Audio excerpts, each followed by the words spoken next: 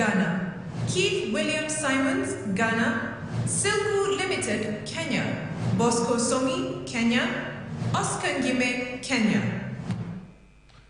Benedict Njue, Kenya. Kagia Njuguna, Kenya. Murtaza Ibrahim, Tanzania.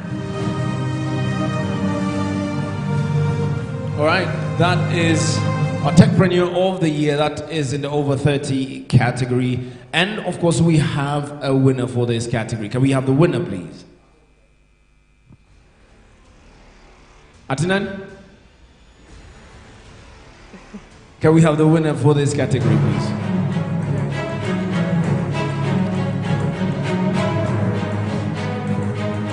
Ladies and gentlemen, let's put our hands together for Gift for winning this particular award. Gift was not able to make it to Nairobi. He's still in Nigeria. So ladies and gentlemen, congratulations to you, Gift. Thank you so much. And we can't wait to see you in person right here in Kenya. All right, we'll move on to our next category now, but of course a big congratulations to all those who are nominated under the Techpreneur of the Year.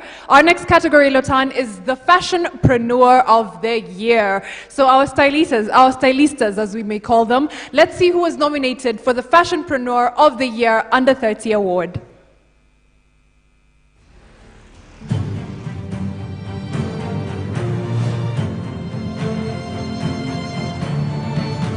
Fashionpreneur of the Year. Fashionpreneur of the Year is awarded to a founder that runs a salon, barbershop, cosmetic shop, or is a makeup artist or an apparel or clothing designer. And the nominee for Fashionpreneur of the Year Africa Under 30 are Pamela Chumba, Kenya; Samson Alex Mlinda, Kenya; Victor Wahome, Kenya; Michelle Sevi, Kenya; Mariam Hussein, Kenya; Jeffrey Apia, Ghana; Francisca Okiere, Ghana; Mohamed Jimu Mariam, Ghana; Kiyimba Joshua Patrick, Uganda; Kyokunda Anita, Uganda; Morrison Mwemba, Zambia; Chanda Brian, Zambia; Kutemba Chikumbi, Zambia; Salma Charahani, Tanzania; Pascal Masalu, Tanzania; Aluko Opeyemi, Nigeria; Emiade Sarah Ayomide, Nigeria; Obialor Chimaobi, Nigeria; Fadipe Oluwaferanmi, Nigeria; Shepo Mutwang, South Africa; Bridget Rajwene, South Africa; Malibiwe Dungelo, South Africa; Natasha Moleko, South Africa.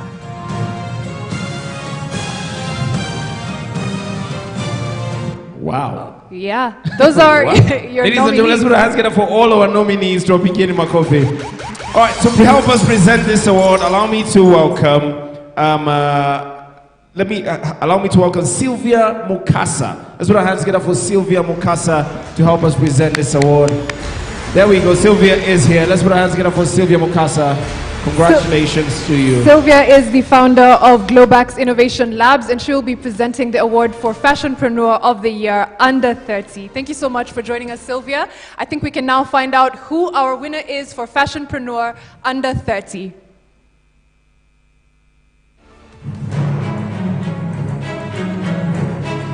All right. Ladies and gentlemen, Pamela Chumba from Kenya. Is Pamela in the building? Yes, she is. Oh, yeah, there we go. Ladies and gentlemen, let's celebrate Pamela as she comes on right now. There we go. She looks amazing.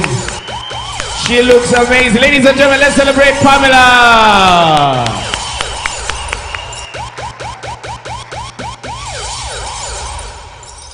All right, so Pamela, you guys can come to the middle here. Pamela is receiving her award, of course, from Sylvia Mukasa.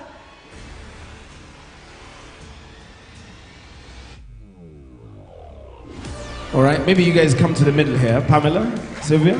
All right.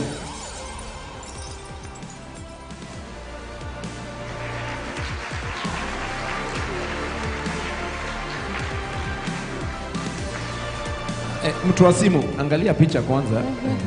Angalia tu picha kwanza. Utapiga tu. There we go. Awesome. Congratulations to you, Pamela. Thank you very much. Sylvia, you can just wait on deck for the next award.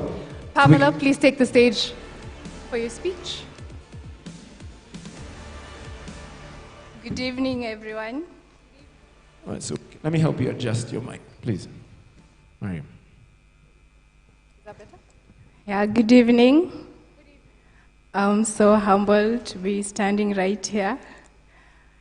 It wasn't an easy journey, but we are here. I'd like to say thank you to the Almighty God for this award, to my friends and family for voting, and to everyone, and to the FOYA family, thank you so much. All right. Pamela, before you go, Pamela, unafanya kazi gani? What does your shop do? This is me shamelessly plugging in front of Africa. So this is your shop. Let's go. So I do crochet, Okay. DIY interior decors, Oh, wow. and also designing of clothes. Designing of clothes. If somebody wants to check out your page on Instagram, or what social media networks are you on? Palm J Crochet. Palm J Crochet on Instagram. Yeah. Okay. Thank you very much. Ladies and gentlemen, let's put Thank a hand you. for Pamela for that. Thank you very much. Please, let's give her a proper round of applause. Yeah. Congratulations to Pamela. Sylvia will remain here to Before award. you actually get, Okay. Pamela, do you guys make crochet for guys? I've never seen a man with a crochet. It doesn't happen, right? Lotan, you could be the first. I mean, There's it's a little bit revealing. We're entrepreneurs, I mean. Yeah, let's do it. Our Fashionpreneur of the Year, over 30 awards now. Let's see who our nominees are.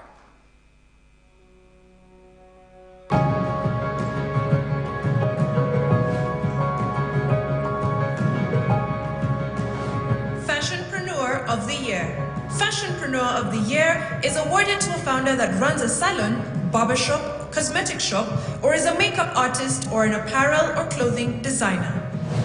And the nominees for Fashionpreneur of the Year Africa over 30 are Daniel Moniki, Kenya; Tabitha Wambui, Kenya; Jessica Peter, Kenya; Portia Emefa Dogbe, Ghana; Doris Dede Donko, Ghana; Osei Bonsu Safo, Ghana; Bolaji Jaji, Nigeria; Eze Uchechi Evan, Nigeria; Muyiwa Togun, Nigeria; Esther Adielogun, Nigeria; Noele Ijeoma, Nigeria; Prudence Zivani, South Africa; Langelikle Mazia, South Africa; Dontri Baloi, South Africa.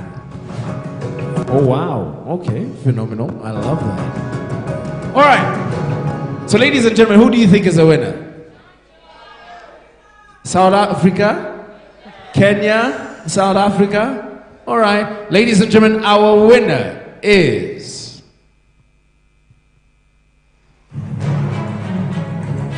Oh, this is a big one. Daniel Mwaniki from Kenya. Ladies and gentlemen, let's celebrate Daniel from Kenya.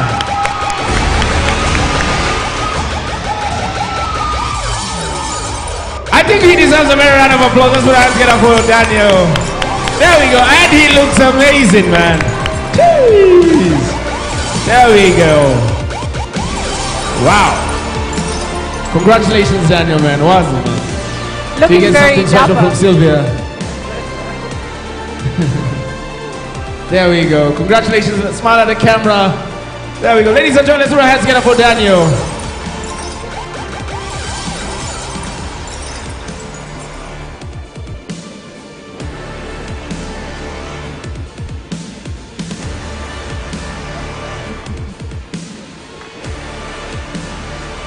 Please come in.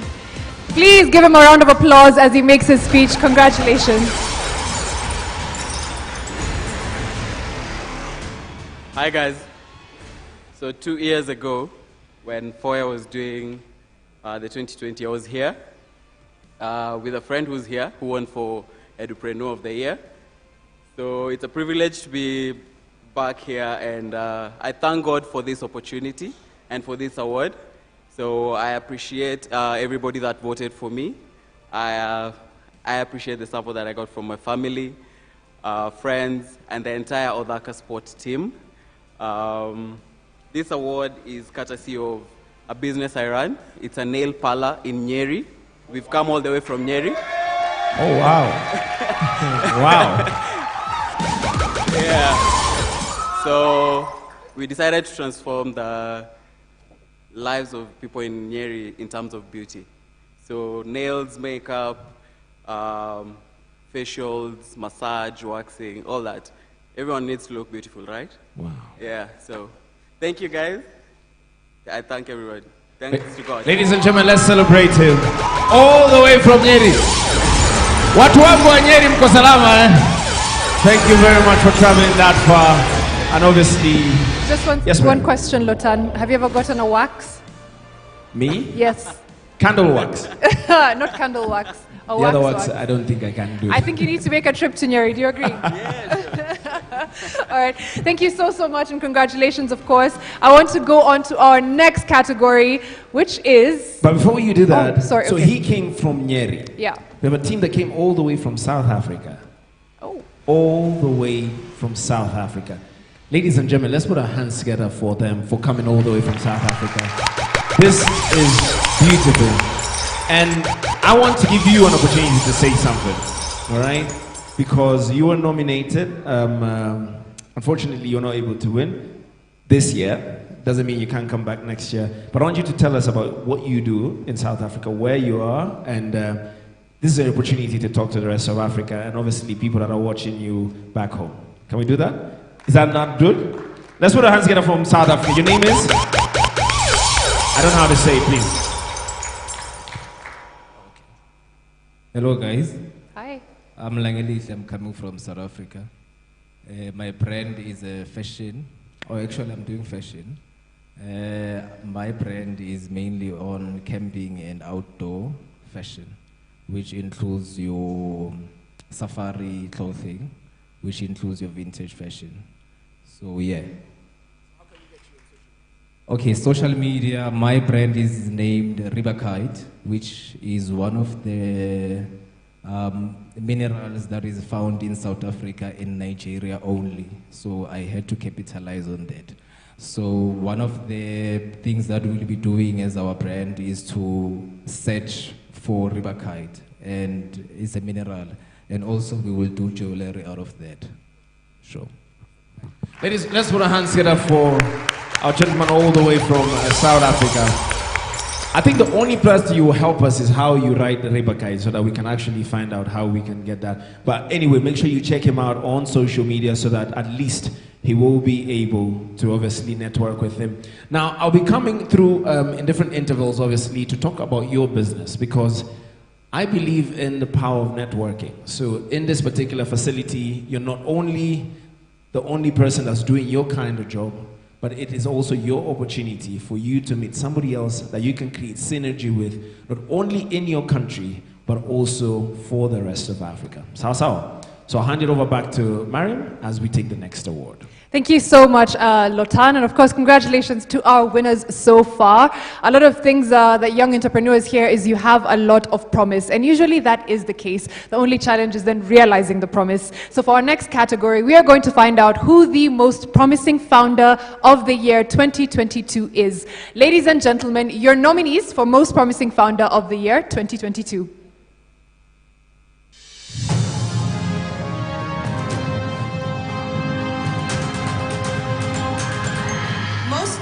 Founder of the Year. This award is given to founders in the very early stages of their startups with clearly defined market opportunities and well thought out solutions and execution strategies with high growth potential. And the nominees for Most Promising Founder of the Year Africa under 30 are Benson Wafula, Kenya; Melanie Hapisu, Kenya; Peter Njoroge, Kenya; Caroline Wanjiku, Kenya; Frederick Korir, Kenya; Wendy Garte, Ghana; Bright Amankwa Okuku, Ghana; Victoria Apedo, Ghana; Kobe Josvan, Ghana; Kasiita Peter Clava, Uganda; Joshua Tunomujuni, Uganda; Tori Senyange, Uganda; Tamale Francis, Uganda. Gift Kondoe, Zambia. Reagan Likezo Chimbungu, Zambia.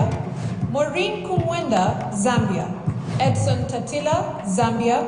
Malembe Chibesa, Zambia. Titus Wealth, Tanzania. Dr. Ali Katau, Tanzania. Jones Raphael, Tanzania. Jessica Shama, Tanzania. Chinedu Emmanuel, Nigeria. Nicodemus Yakubu, Nigeria. Sunday Daniel Olayemi, Nigeria. Terese Toho, Nigeria. Ejimchi Peter Dumbili, Nigeria. Francisca Tut, South Africa. Machepo Molotsi, South Africa. Ratshivombela Ulufelo, South Africa. Siabonge Mlabane, South Africa. Smangele Memela, South Africa. Wow. Please, let's put our hands together for our South African contingent. They came out really strong in that particular one. Now, most promising founder of the year, under 30 category. Who is our winner?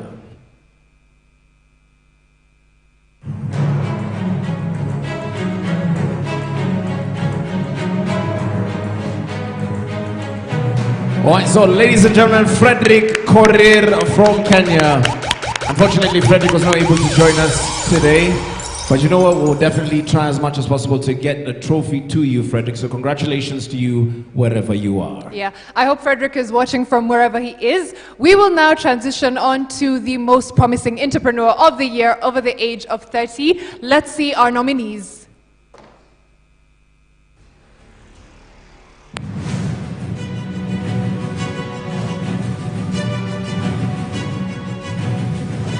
Most Promising Founder of the Year. This award is given to founders in the very early stages of their startups with clearly defined market opportunities and well thought out solutions and execution strategies with high growth potential. And the nominee is for Most Promising Founder of the Year Africa over 30 are Deborah Jones, Kenya. Simon Gishuki, Kenya. Alan Kili, Kenya.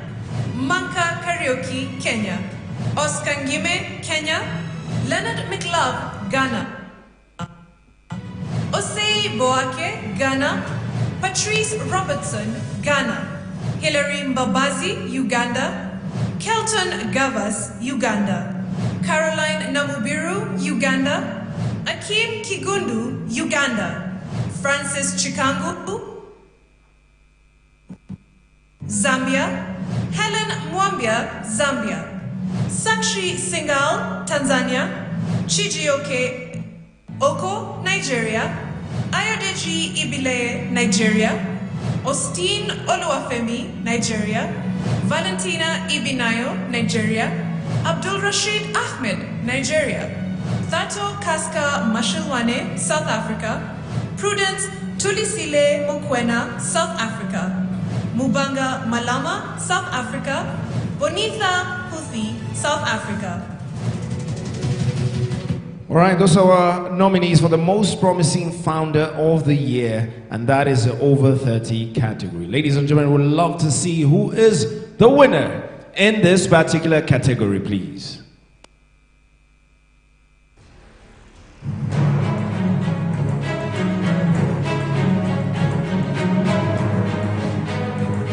Ladies and gentlemen, Chijioke Oko, all the way from Nigeria. Let's put our hands together for Chijioke Oko, all the way from Nigeria. Chijioke was not able to be with us on this amazing evening, but you know what, Chijioke, we'll try as much as possible to ensure that you are reunited with your trophy regardless. But before we move on to the next set of awards, now I heard there's a founder here. Where is she? I think it was Deborah? What? Right? Yeah, I got that right. Now, I want you to tell us, what do you do? Because it wasn't put out there. What do you do? Please stand up. And you look amazing. Thank you.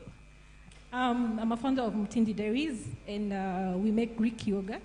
We are available at Naivas, Healthy You, and at Cafe Markets. We make one of our own kind of Greek yogurt. It's amazing. It's very unique. Please have a taste, everyone. Before you sit down, and congratulations to you, of course, but Tell me about this yogurt. When did you start this processing of yogurt? Or what do you do? Is it value addition? What exactly do you do? So, tinted Greek yogurt is strained yogurt. So we remove the waters and some fat from it. So it's more nutritious. It's good for weight loss. It's an amazing product. It's good for kids and grown up. It has more nutritional value because it's strained yogurt. So you get double of what you buy normally. And finally, before you sit down, this strained yogurt. How many of us have had strained yogurt before? I haven't. I haven't. So you've said I can get it at Art Cafe, I can get it at different places, at Naivas. Talk to me about, so do you have a plant back home? How do you do it? Just tell me about the whole process.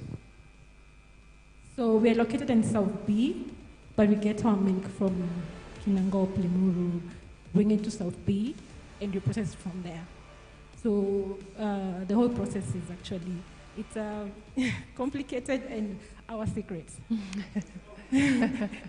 Right. So how can we get to try your yogurt? So we just need to, can we buy it online or we just need to go to a store? You can follow us on our social media pages at Mtindi Dairies. We are at Naivas, we are at Art Cafe Market, and Healthy You. Right, so make sure, ladies and gentlemen, you check out Mutindi Dairies. I said it right? Make sure they are at Art Cafe, they are at your Naivas, and better yet, you can check them out on social media where you should be able to get the strained yogurt. I will definitely try and start. Yeah. Still Matters Food, Lotan, thank you very much. We're sticking with Matters Food, and I think this particular category that's coming up next is close to my heart. I believe being able to feed yourself at the very basics is how you start figuring out the next step forward. So the next category is for the Agripreneur of the Year, and a lot of work has been done over the last few years to get young people especially interested in agriculture. So we want to see what that looks like on the ground. Your nominees, ladies and gentlemen, for the Agripreneur of the Year under 30 are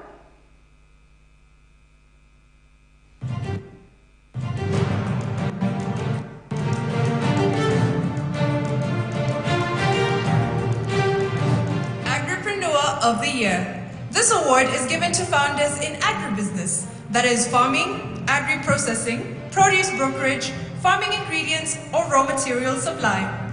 And the nominees for Agripreneur of the Year Africa over 30 are Anne Rose Wanjugu, Kenya; Wangari Kuria, Kenya; Antana Joel, Ghana; Sani Mohammed, Ghana; Evans Labi, Ghana; Womba Kamwana, Zambia; Marine Jali David, Tanzania; Felician Nyinge, Tanzania; Ayodele Farinde, Nigeria; Obeyemu Adeyanju, Nigeria; Oluwasegun Amuda, Nigeria; Asa Hazo, Nigeria; Clifford Eborgu, Nigeria; Prudence Tulisile Mokwena, South Africa; Nomonde Nosifo Kongwane, South Africa; Mankedi Stefina, South Africa. All right, so that's our category, Agripreneur of the Year. That is an under 30 category. Ladies and gentlemen, it's time for us to find... Quick one, it's over 30. There was I said under 30, so but these were the nominees for the over 30 so this is over 30 category. Yes. They look young, though. Yes. But this is over 30 category. Ladies and gentlemen, it's time for us to find out who wins in this category.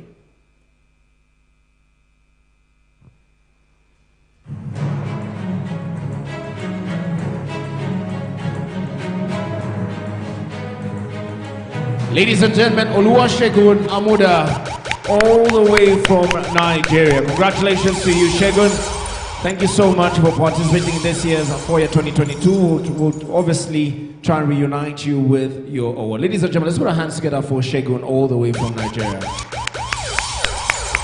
No, I think we can do a bit better than that, guys. Let's congratulate Oluwasegun. Yes. Thank you. Now we'll get to the under 30s in the Agripreneur of the Year Awards. Let's see our nominee list.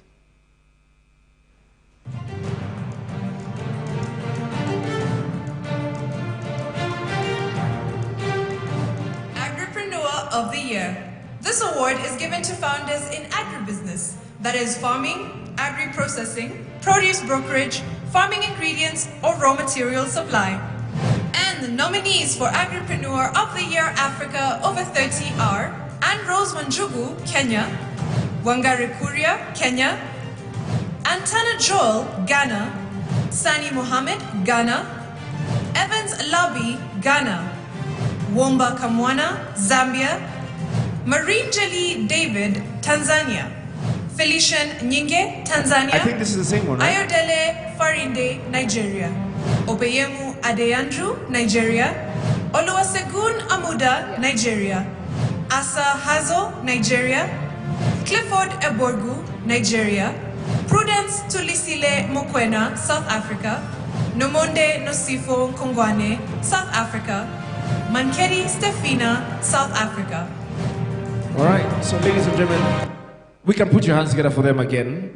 I think we'll try as much as possible to sort that out, so we'll definitely come to that particular set of awards in a little bit. Ladies and gentlemen, it is not possible for us to talk about entrepreneurs without the men and women that have been there, done it, and are still doing it. So ladies and gentlemen, this next set will be sort of a roundtable or a panel discussion where we'll have an opportunity for us to listen to some of our entrepreneurs or men and women that have gone before us to obviously guide us and obviously give us some of the tidbits that have helped them in this, or rather in their particular journey. Yes, and of course we invite you to be as interactive with this panel as possible. Feel free to ask questions, to get the next step forward, to give your feedback, and then we can have an actual conversation with the men who are about to get on this stage. So I'll invite the members of our panel now, beginning with Daniel Masharia.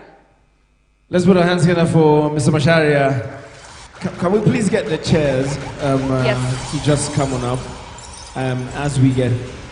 Now, as we get ready for the next set of people, Daniel Mashare is doing an amazing job. This is me selling you right now, man. This is CEO, Versatile.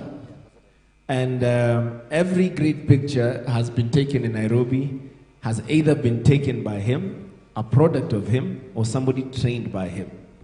Ladies and gentlemen, let's put our hands together for Mr. Mashare right now. I'm excited because Mr. Mashari, you're doing something that's very unique out of Nairobi. Maybe you need to say something about it. He's big on conservation of culture. Let me not say too much. Let's go. Good evening. My name is David Masharia, and as he has said, I'm a photographer.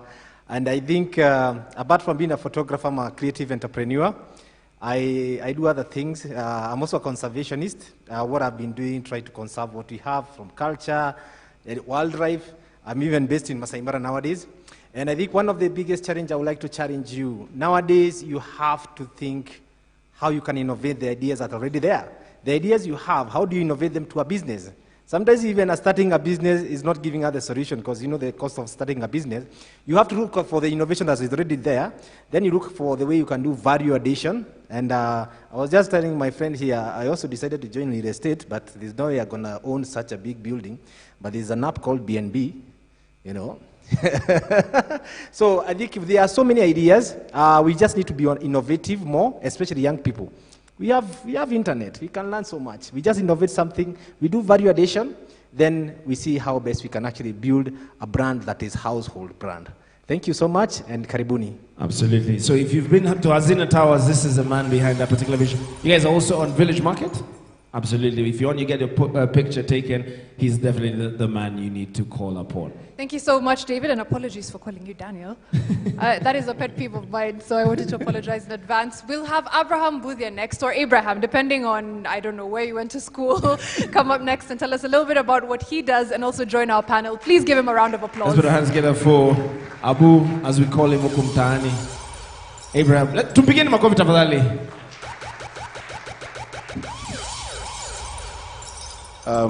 Good evening. As you've well heard, my name is Abraham Boothia. I'm a techpreneur in Nairobi, Kenya. So I won Techpreneur of the Year 2018. So when I come here a few years later and I see people winning this award, I am so proud. I'm so excited of how the growth of FOYA Awards is.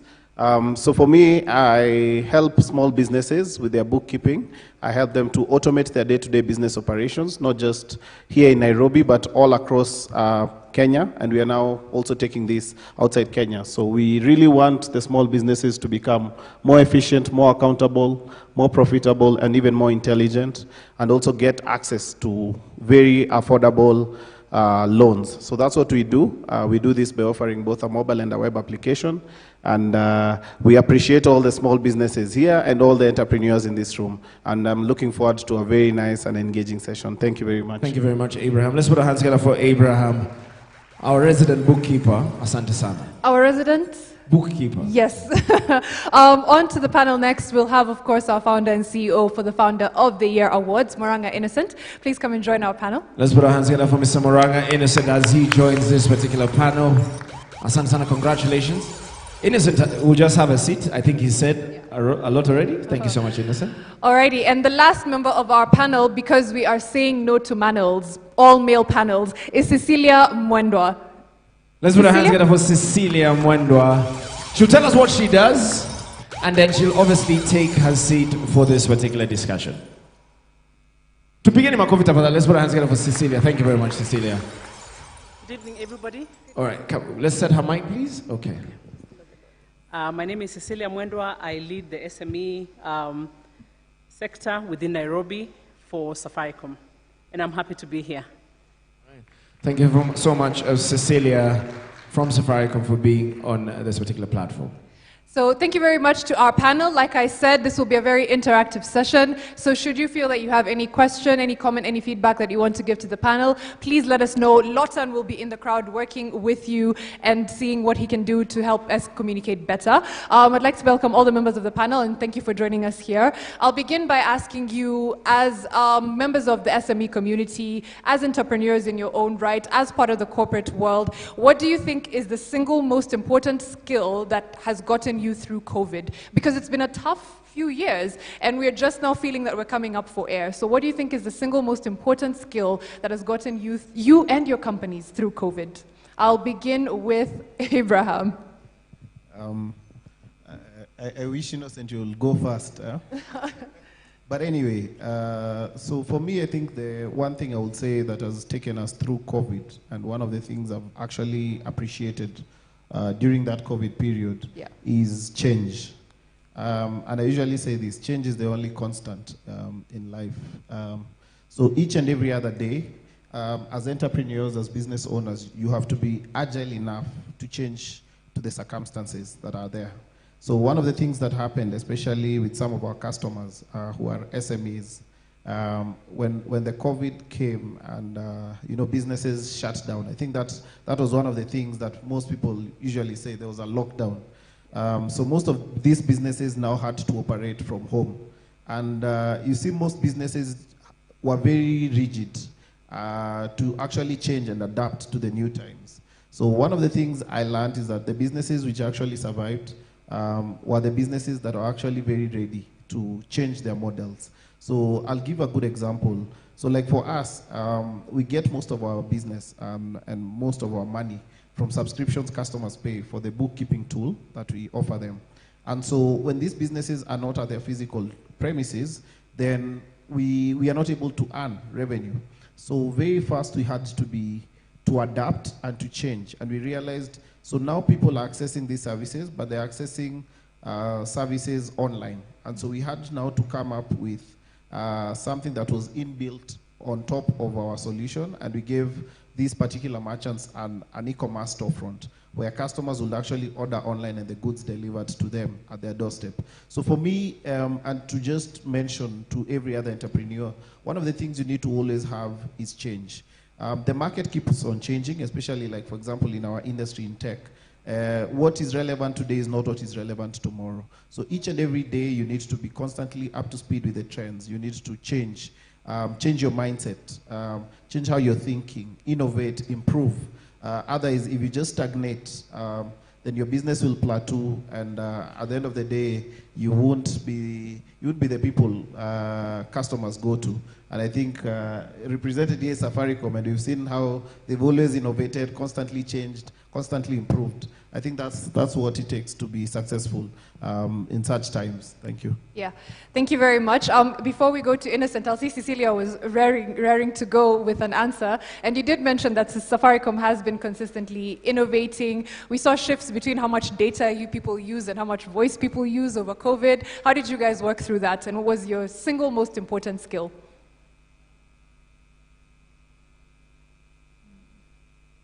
Maybe we can pass that one. Can you hear me? Oh, yeah, okay. Yeah. So one of the things that we did quickly at the onset of COVID in 2020 was to be able to quickly digitize and use partnerships and collaboration to be able to thrive in that environment. What does that mean? So on the onset of COVID, we were all going to the office. We were working from offices. We were seeing our clients. We had our shops opened. We were doing everything. We were going to see clients. We were going to see partners, even for marketing events and what have you. But came COVID, we could not do that. So we had to quickly use some of the collaboration tools that we had earlier acquired, but had put them at the back end. Yeah. For example, Microsoft Teams, which is a meeting space, and Zoom, we had to quickly put that on and begin to do our meetings on Zoom. We also had to utilize services such as cloud to be able to back up every service as a BCP. But we also had to utilize our security proposition, which we actually consume ourselves, to be able to offer to other businesses. So we had to be innovative in how and the services that we actually offered our customers. That's besides the data and the voice propositions that we are offering. We actually had to go back and look at what are we consuming ourselves and what can we give to our customers, who are our businesses, who are the SMEs, who are the international organizations, who is the government, for them to continue thriving. So as part of our goal to be able to transform lives, we quickly had to roll out what we are consuming ourselves and be able to give to other businesses for them to thrive and to stay afloat. Yeah. Okay, I think that's very important. How many people here work from home now? In the room, show of hands if you work from home. Oh, that's actually a lot less than I thought. How many people find physical meetings tasking? The idea of a physical meeting, yeah, that's a lot more. I think that's definitely a change that we've all had to adapt to. I think even members of the panel, yeah, physical meetings that just don't feel the same as they used to. It seems like such a hassle now. I'll move on to Innocent also, who wanted to say something about surviving and the skills necessary to get us out of the other end of COVID, because we're not at the other end just yet. We're almost there though, I hope. Thank you for that. Yeah. Sorry, I have a cold. My voice might sound funny. For us, really, and the entrepreneurs that, of course, we've interacted with in so many years that we've operated, we had to think differently and adapt to what was happening in our industry. And for me specifically, I didn't wait for COVID to know what I needed to do. For me, I had my first share of something equivalent to COVID in 2017, when politics dramatically interrupted what we were doing, and that's events. There was a million march to the airport, and there was so many things that were going on. So we didn't manage really to do what we needed to do, and that made us rethink and say, how do we make our platform some sort of bulletproof of sort? From some disruption that might happen, then you find that you can't operate. So with that, we didn't just think about that from operational point of view, we just need to think about it from revenue point of view and even sustainability. So if there's a very huge political issue and then you're not able to operate, what do you do? So with that, of course, the first thing that we did, we realized that we really needed to rely a lot on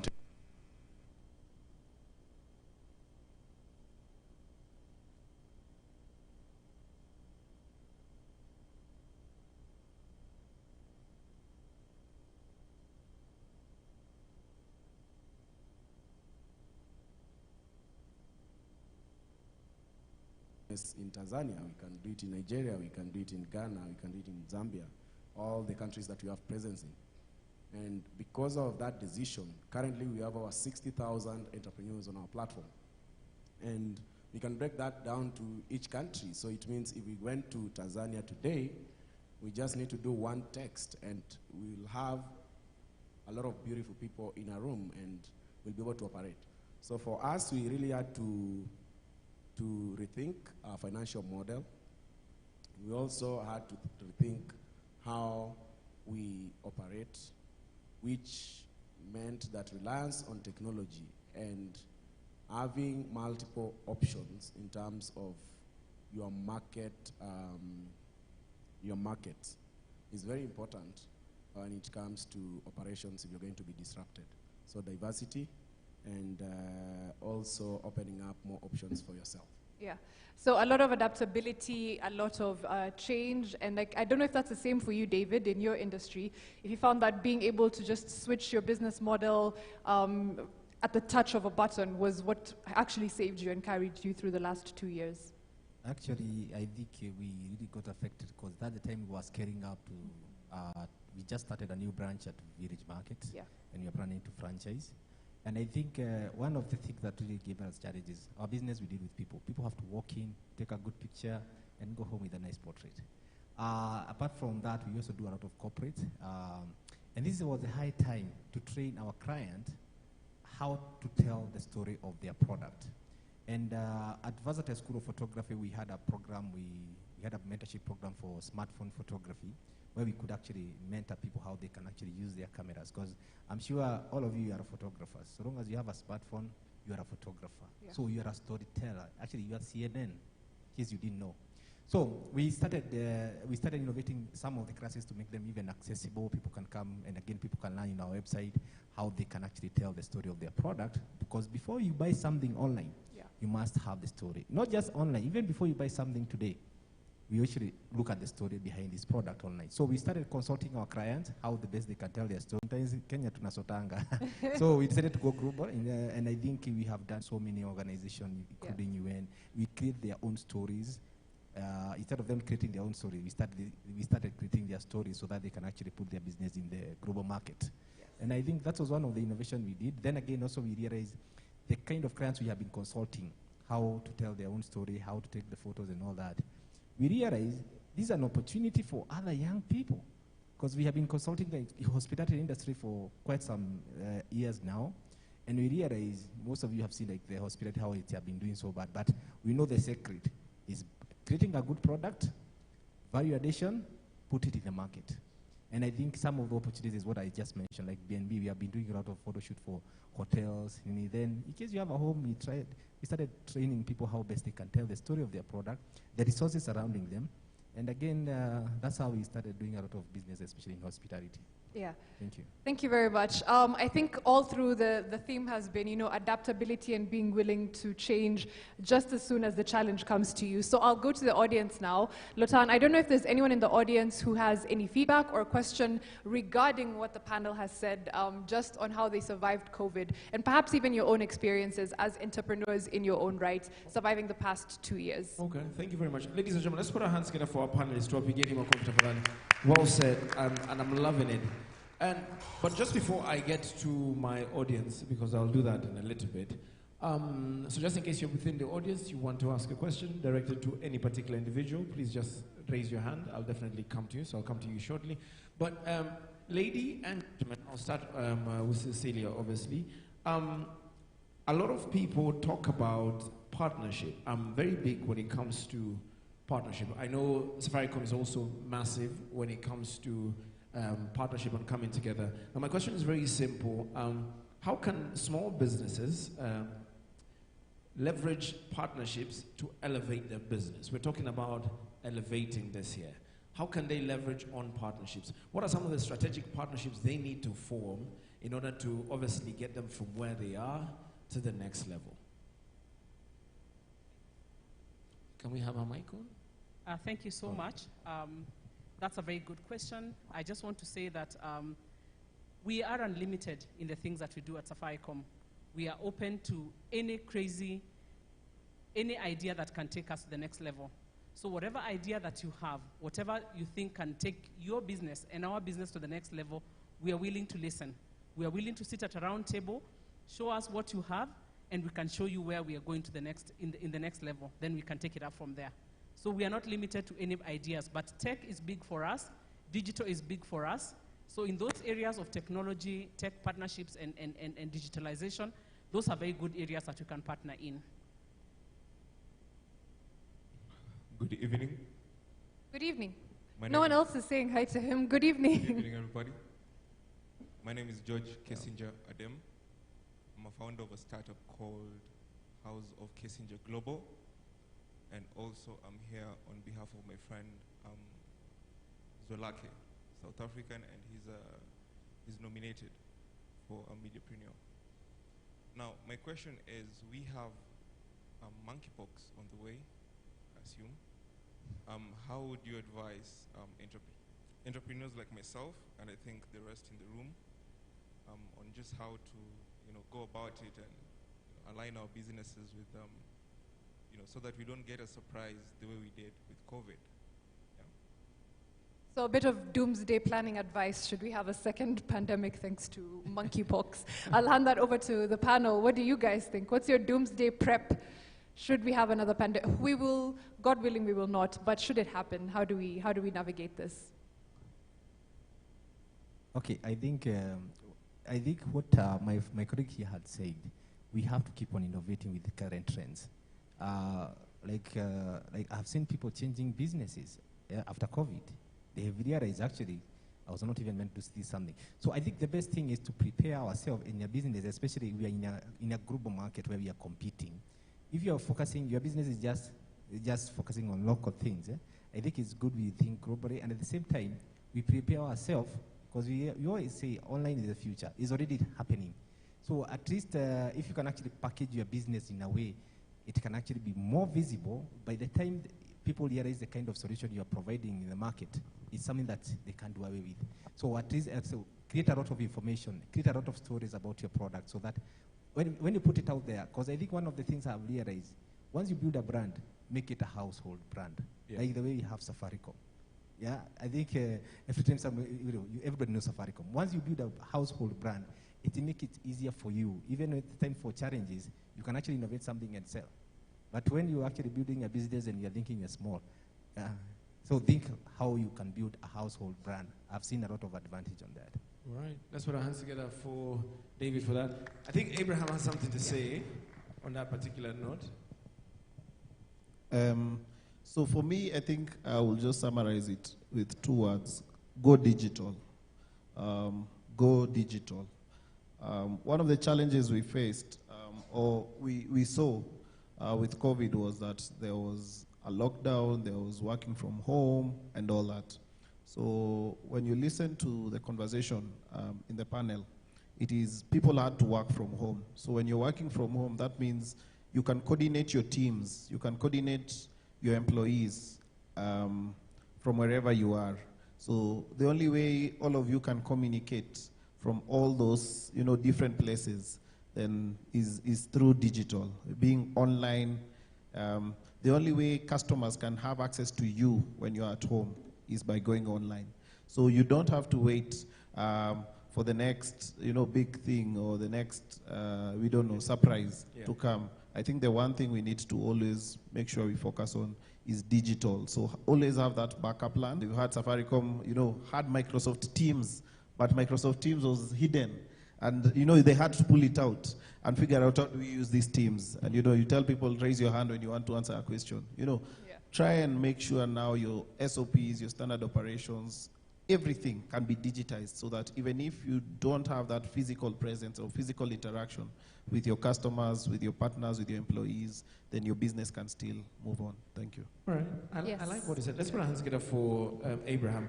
And as we get to Mr. Moranga Innocent, our CEO, how many of us have ever tried to use influencers for your business? Oh, you have never? How many of us have tried to use influencers? How was your experience with influencers? Did you like it? Did you enjoy it? I did like it, but the problem was measuring how much impact they have to my business.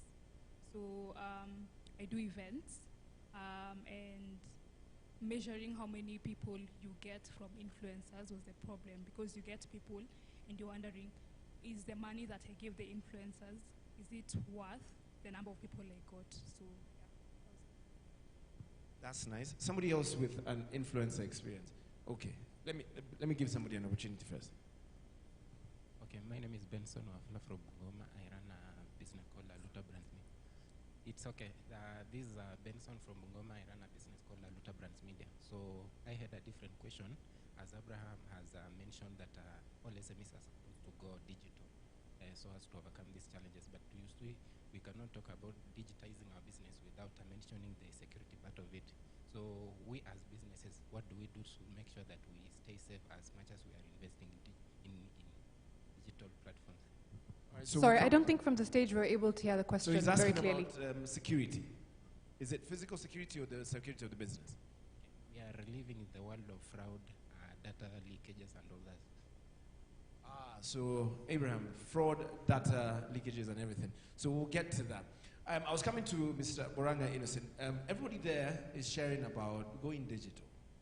I mean, where's the role of branding when it comes to what we want to do? Because Mr. Mashari said you need to make your business a household name. We've talked about, there's a lady that has shared about trying to use influencers. Because sometimes if you can have a business or you have a business, you have the idea, but you don't have the numbers. You don't have the eyeballs to obviously push the business to the next level. In a sense, you're big on branding. What would you like to tell an entrepreneur that is probably, they want to elevate themselves from where they are to this place where David has said you can be a household name? Thank you, Lotan. Before I respond to that, probably I'd like to agree with Abraham that first, it's very, very important that we adapt to what's happening around us. So the moment you find yourself in a tough spot, there's another, you call it monkey box. You have to realize that what are the implications of that?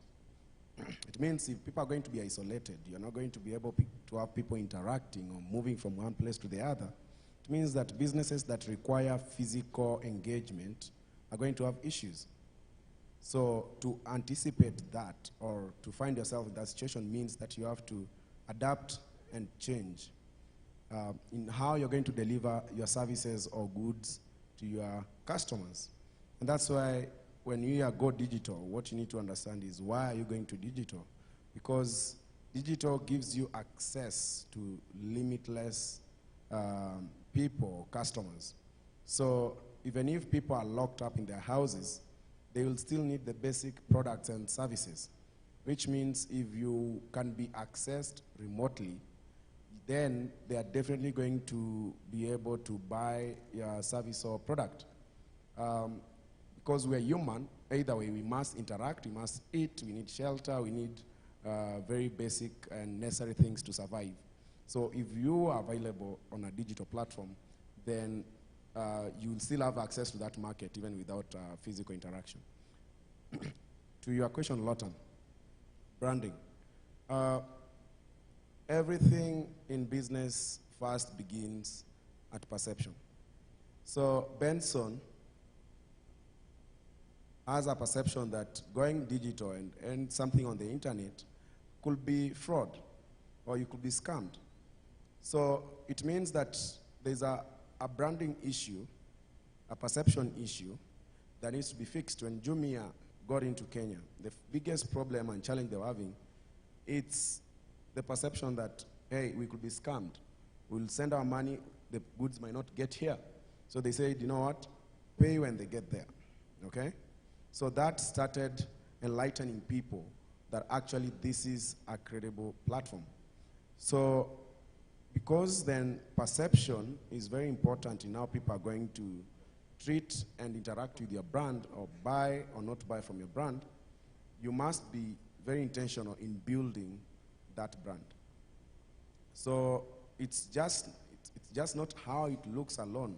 It's how you communicate. It's how you deliver. It's how you keep the promise that you gave your customers.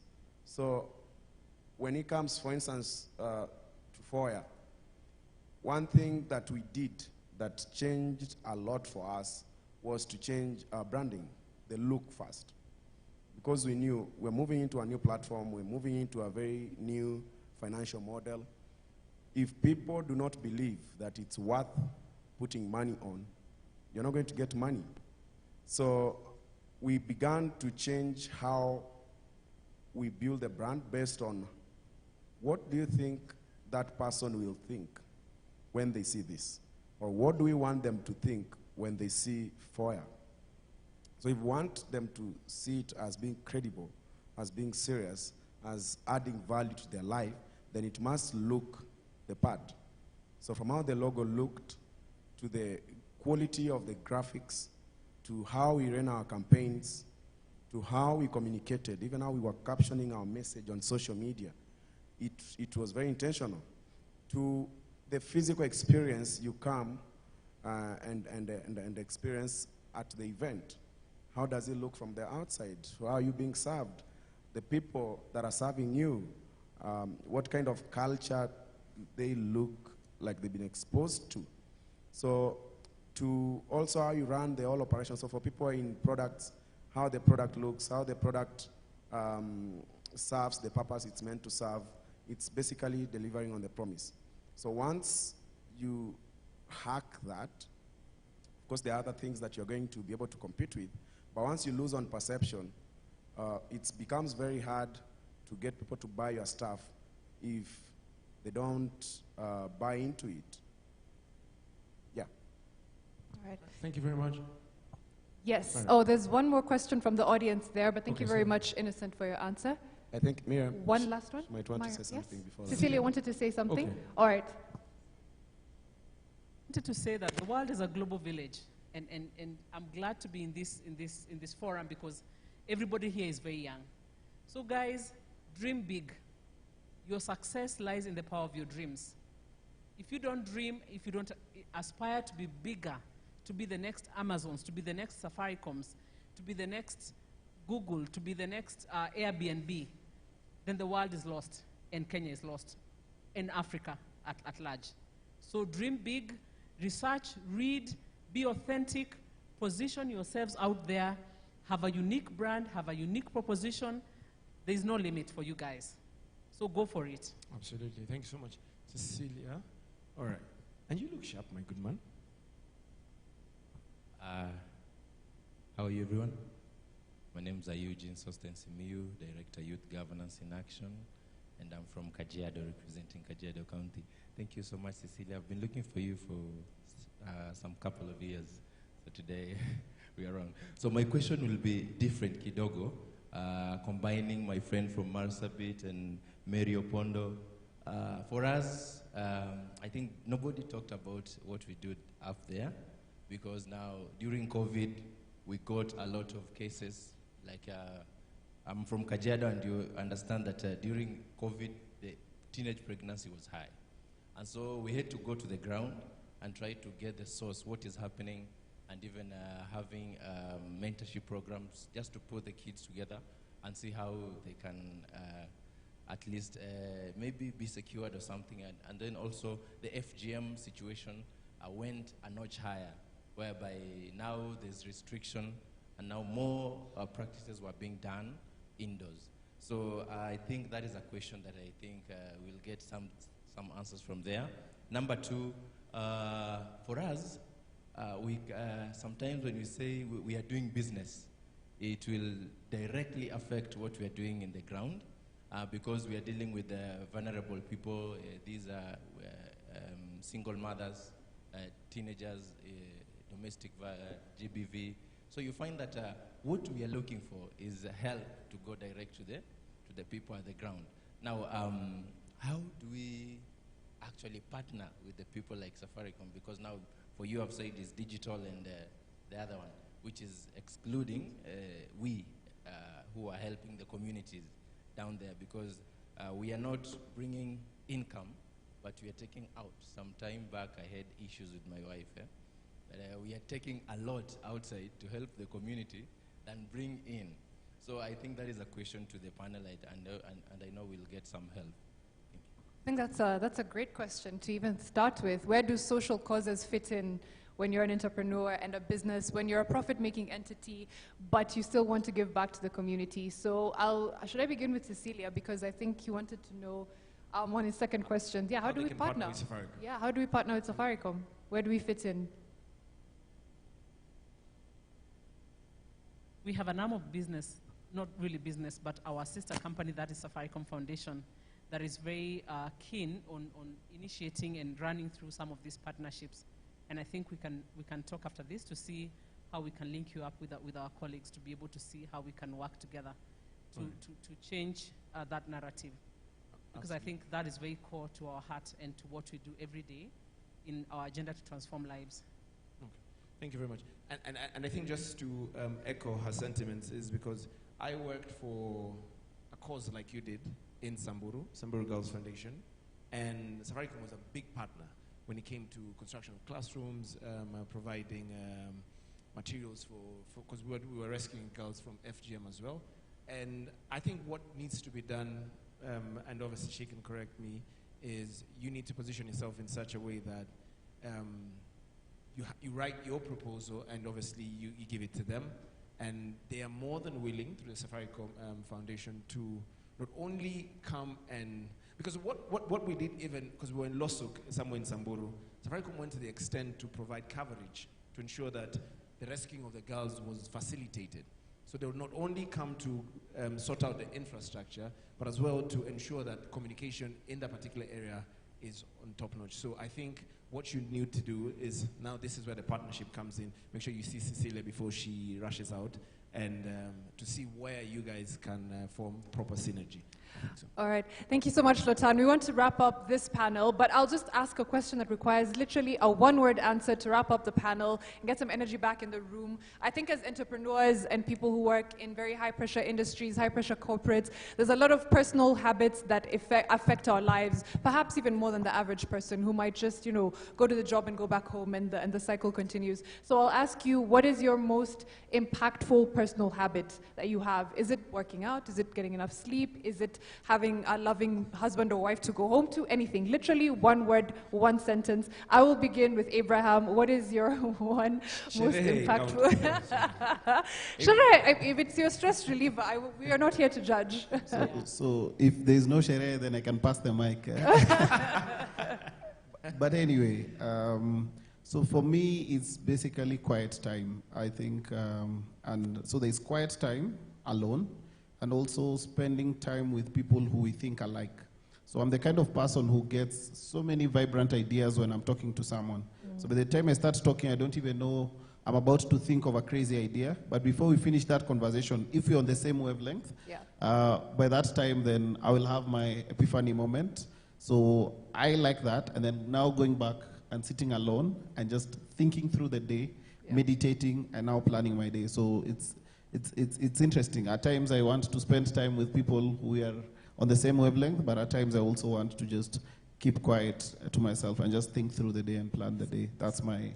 An extroverted, introvert, introverted, extrovert type of vibe. Yes, depends on the mood. Yeah, it depends on the mood. Innocent, what about you? For me, I think it's building platforms that are truly transforming and creating more opportunities for young people in Africa. Innocent, I'll call you out on that one. That's a very politically correct answer. No, we want to know that the personal thing. Yeah, what keeps you together? Well, I think all entrepreneurs share some few things in common. For instance, taking time alone to really process and take in everything, then take it out and put it in perspective to really get a clear direction and path that you want to take. Yeah. So for me, I enjoy alone time. It helps me prepare and be aware what's happening, then create a very precise roadmap. Okay, quiet time, alone time. Yeah. Yes. All right, David. Mine is funny. Me, I ran away. Like physically run away? No. I travel. I decided to travel because I used to run a very busy brand. Then I realized, I need my help. Then, unfortunately, after traveling, mentally. You never came back? I never came back, and I came up with another business. After traveling, I came up with versatile adventures in case you have been saying what you have been doing. Yes. So I think once you travel, you reboot. You run away from the norm. when you're out there, when I'm in the world, when I discovered that childbeat thing, I did a lot of stories there, and that's given me a lot of satisfaction. So when I travel, and I identify socio and economic activity within a different community, that's given me a lot of peace of mind, because I also discover how best can we bring the story and we can transform the lives for different community, the opportunities that everyone has. Thank you. Thank you, David. David is also on TikTok. So. Oh, yeah, Does your TikTok have travel content? We'll follow the account. Cecilia. We'll find David. Yes, we will. So I like to read. I read a lot, just for leisure, but also to just better myself. But I also spend time parenting. Yeah, so I raise my children very deliberately. Yes. And that means spending more time with them, teaching them, mentoring them, coaching them. But the other thing that I do is that I spend time with young women. I am called to mentor young women, to teach them the ways of life, how to be better wives, how to be better mothers, and how to be better individuals. So that's what I do most of the time. All right. Thank you very much. I think our panel has been very, very, very helpful. No, a better round of applause, guys. I think they deserve a better round of applause. Thank you so much, Cecilia, David, Asansana Abu, Asansana, Mr. Moranga, Innocent. Ladies and gentlemen, let's put our hands together for our panel discussion. Let's put our hands together for them. Thank you so much, lady and gents.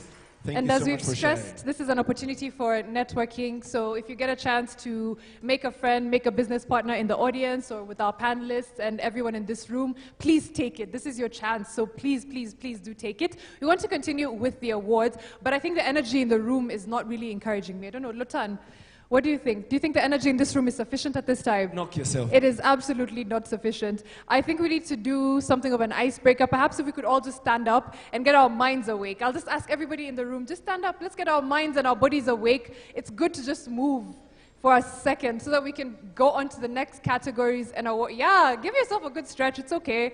Like, I know you all look very dapper and it doesn't look cute to stretch, but just do it. It feels good.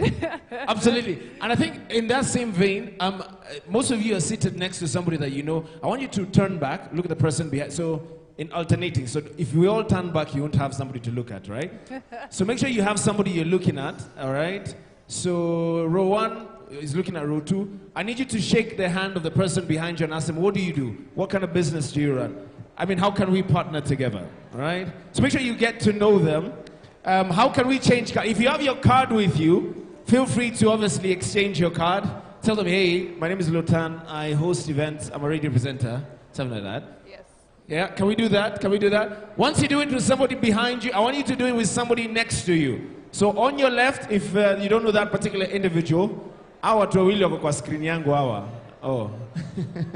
Oh yeah. We can see them not shaking hands and exchanging contact. I'm not saying you exchange eye contact. Huh? Shake a hand or two so that at least you have an idea the person that is obviously standing or sitting next to you. So I'm going to give you 30 more seconds. So 30 more seconds to do that. 30 more seconds, 30 more seconds. I'm seeing Majul in here, so 30 more seconds. All right. Hi, Cecilia. Hi, guys. Try and see if you can remember the person who you just shook their hand. Once you you can do remember that, their name. Yeah, so make sure you get a name. I'll come around and ask you for a special name. It's not the person that's next to you. I'm seeing you guys. All right, all right. All right, you may have your seats, ladies and gentlemen. All right, so ladies and gentlemen, we need to continue on with the program as we celebrate the next category, which is the Edupreneur of the Year.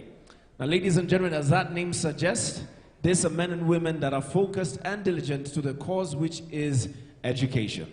Ladies and gentlemen, the nominees for Edupreneur of the Year under 30 are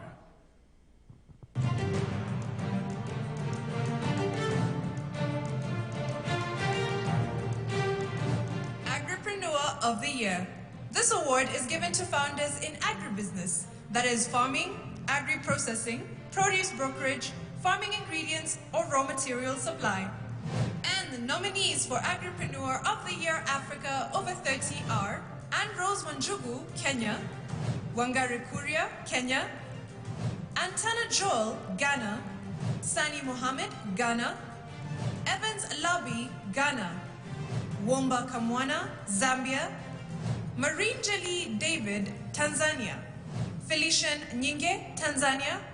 Ayodele Farinde, Nigeria. Obeyemu Adeandru, Nigeria.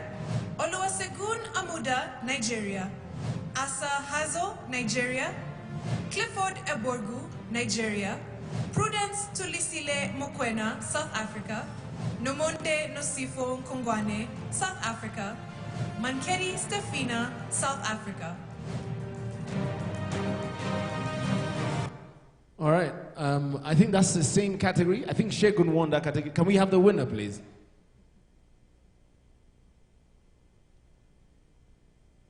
All right. I think that was Agripreneur over 30.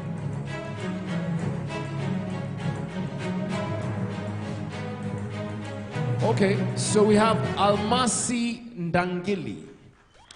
That is our Edupreneur. So I'd like to welcome Mr. Alan K. Muteti, the founder of Hoscon Education, to come and present this award. So Almasi, just wait 1 second.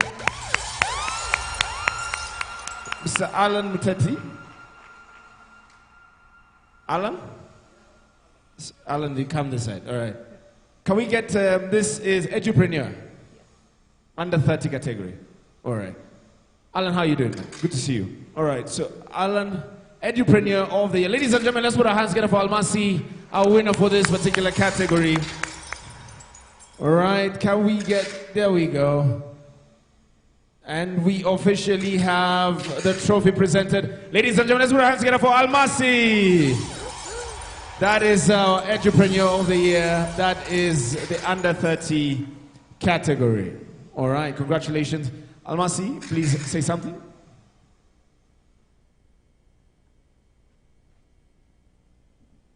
First off, I want to thank God for this opportunity. Actually, I was not sure that today was coming to win.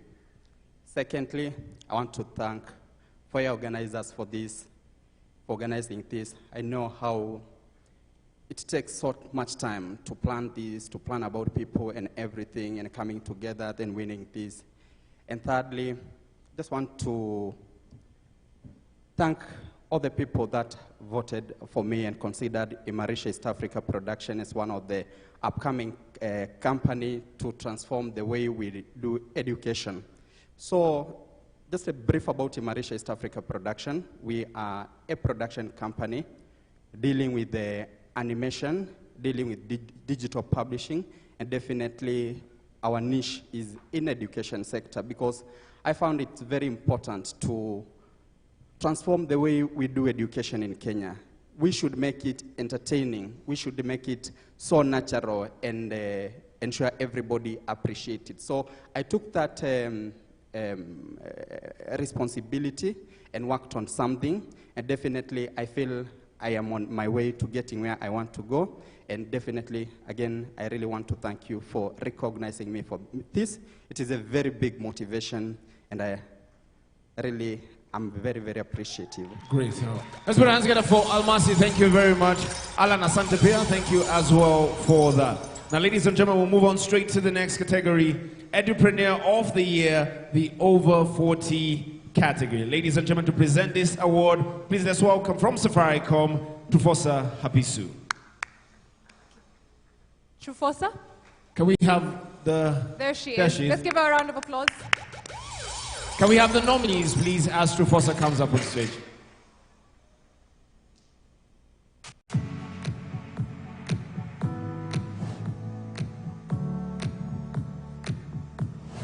Edupreneur of the Year. This award is given to founders running a business with education programs, school proprietors, school material suppliers, and school book authors.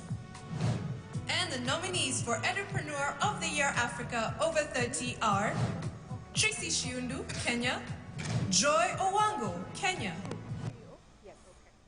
Jacob Njagi, Kenya; Jessica Michelle Kawira Thambu, Kenya; Peter Okware, Uganda; Elizabeth Isingoma, Uganda; Chabu Muchinchi, Zambia; Adeyemi Timothy, Nigeria. Kangelani Wilmuth Sibia, South Africa. Yonela Siguba, South Africa. Sivuyile Diaso, South Africa.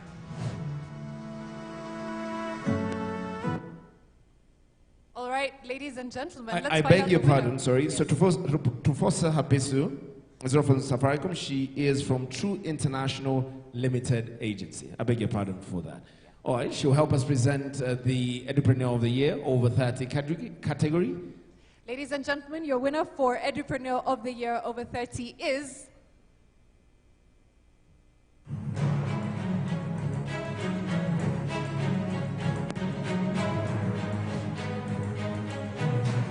Ladies and gentlemen, Kangelani Wilmos Sibia from South Africa.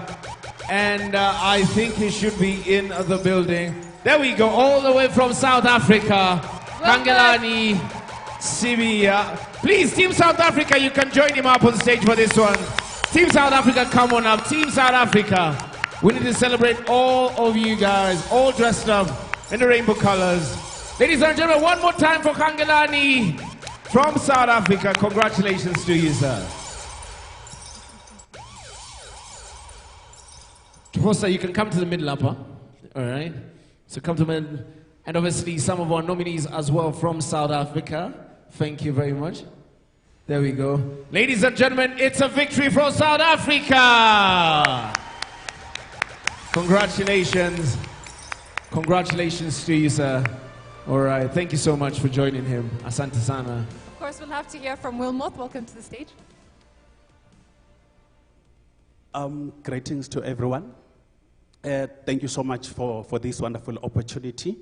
Firstly, I want to appreciate this opportunity to say, to be a family member of FOYA. And I can't wait for next year. Maybe if we can come for 3 days. So as we... what I normally do, I have a upgrading center, which is assisting which is assisting students with maths and science, especially those who fail their matrix, and also having a boarding house, of which what I'm planning to is to open my own school. That is my vision. Thank you so much. Congratulations to you, Asante sana. A round of applause for him, tafadhali. Of course, and congratulations to everyone who was nominated under Edupreneur of the Year. And thank you for coming all the way from South Africa to join us today, Wilmoth. We'll now move on to our next category, which is the Realtor of the Year. Thank God I have you in my life. I would say Realtor. Who is a Realtor? We'll find out. Let's see the nominees for the Realtor of the Year under 30.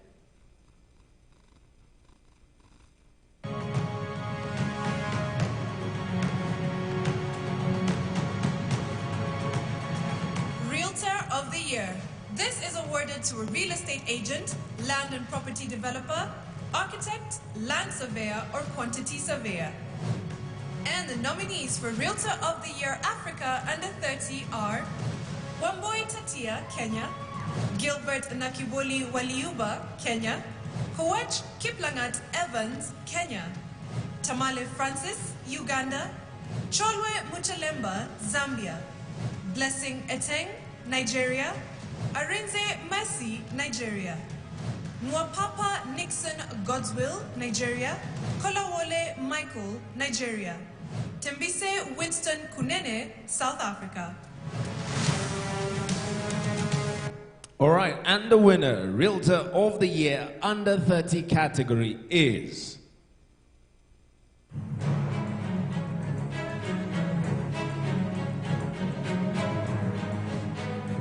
Ladies and gentlemen, Kolawole Michael from Nigeria. Let's put our hands together for him. Congratulations to you, Kolawole. We celebrate you. And congratulations to everybody that was nominated in that particular category. All right, we'll now see who our Realtor of the Year over 30 is. But before that, let's welcome Ronald Dianga, who is the founder of Kenarava, to present the award to the Founder of the Year over 30. Ronald, karibu sana to the stage. And Ronald will be joined alongside Mishi Wambiji from Safaricom to present this award as well. Let's put our hands together for Ronald and Mishi as they present this award. Ronald, Mishi? Mishi is here. I see Mishi. Okay. Let's try and get up for Mishi as she comes out now. And now we can get the nominees for the Realtor of the Year over 30 category.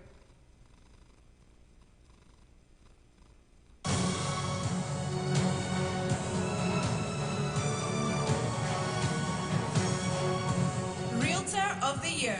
This is awarded to a real estate agent, land and property developer, architect, land surveyor, or quantity surveyor. And the nominees for Realtor of the Year Africa over 30 are Ruth Njuguna, Kenya; Joseph Ruhyo, Kenya; Kennedy Mukaria, Kenya; Samuel Mbogo Muricho, Kenya; Caroline Namubiru, Uganda; Taiwo Aloko, Nigeria; Ademola Modupe, Nigeria. Good evening.